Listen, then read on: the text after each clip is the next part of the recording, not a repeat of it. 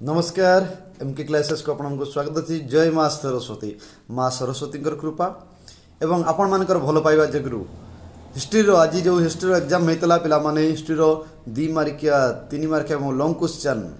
selection जो दि जाता पे जो डिस्कसन होता से सबू आसीला परीक्षा पे